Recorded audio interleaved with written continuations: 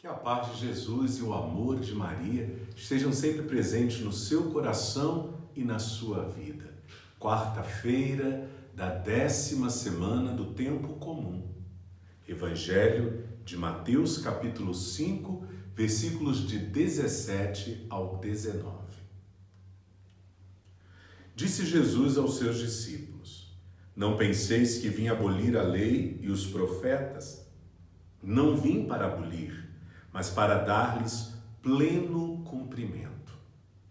Em verdade, eu vos digo, antes que o céu e a terra deixem de existir, nenhuma só letra ou vírgula serão tiradas da lei, sem que tudo se cumpra. Portanto, quem desobedecer a um só destes mandamentos, por menor que seja, e ensinar os outros a fazerem o mesmo, será considerado o menor no reino dos céus. Porém, quem os praticar e ensinar será considerado grande no reino dos céus. Palavra da salvação, glória a vós, Senhor. Muitas pessoas, quando leem o discurso de Jesus no Sermão da Montanha em São Mateus, quando ele diz: os antigos vos disseram, eu, porém, vos digo. Muitas pessoas acham que Jesus aboliu a lei e apresentou uma nova lei. O mandamento do amor não é a nova lei, que aboliu todas as outras, mas o mandamento do amor é a alma de toda a lei.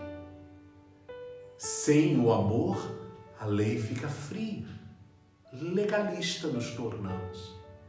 O amor põe calor humano na lei, é a alma da lei, é o alicerce da lei e não o abandono da lei. Eu não vim abolir a lei e os profetas, eu vim levá-los ao pleno cumprimento.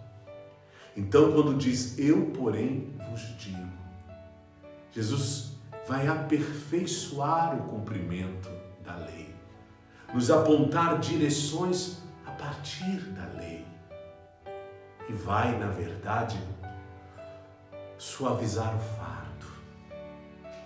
Porque muitas vezes a gente olha a lei como um peso nas nossas costas e Jesus nos ensina.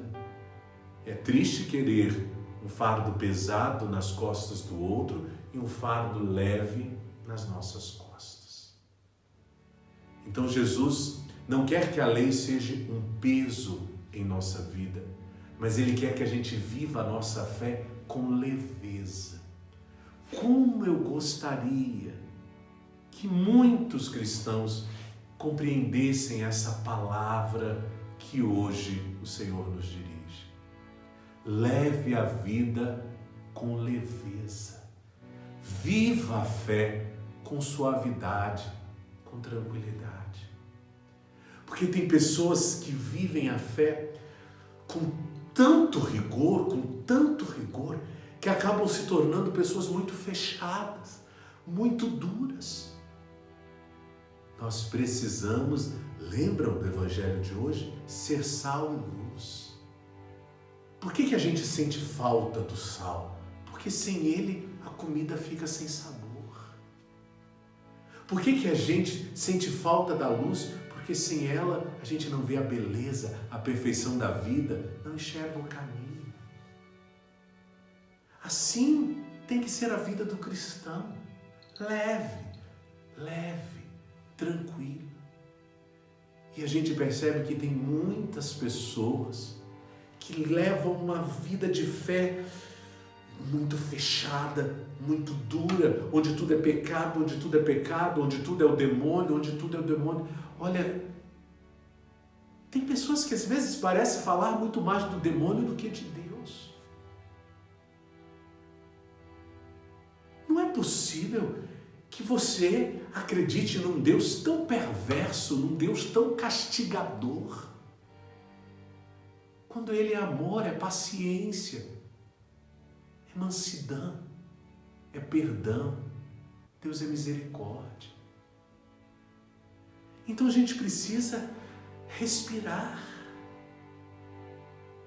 e compreender que nós não seremos salvos pelo tamanho da saia que eu uso, pelo tamanho da blusa que eu uso, porque minha blusa está fechada até aqui, pelo tamanho do meu cabelo, pelo tanto de terço, de medalha, de corrente, disso, daquilo que eu trago em mim. Não, nós não seremos salvos por isso. Porque muitas vezes todas essas coisas são badulaques que disfarçam um interior em conflito, um interior com medo, um interior incoerente, pensamentos que voam para longe de Deus. Não, nós seremos salvos pela dimensão daquilo que sai da pureza dos nossos corações. Não seremos salvos pelas roupas ou pelos adornos que vestimos. Seremos salvos pelo bem que praticamos, por ser sal e luz para o mundo, quando vimos ontem. Contudo, viver a fé com leveza não é ser leviano no exercício da fé. O que seria leviano é levar a fé que te convém. Não. Nós não podemos viver daquilo que nos convém. Nós não podemos viver de achismos. Por isso é muito perigoso a gente puxar a sardinha para a nossa brasa ao querer interpretar a palavra de Deus. O Senhor é muito claro. Quem desobedecer a um só destes mandamentos, por menor que seja, e ensinar os outros a fazerem o mesmo, será considerado menor no reino dos céus. A palavra é esta. E pronto. E quantas vezes a gente vê as pessoas dizendo: não, mas isso aqui já caiu em desuso, isso aqui já está fora de moda, não é bem assim, ninguém mais vive assim. Cuidado com isso, cuidado. Sabe o que derruba tais afirmações? É quando a palavra de Deus nos diz que Jesus é o mesmo, ontem, hoje e sempre. Se Ele é o mesmo, suas palavras são verdade para o ontem, para o hoje e para o amanhã.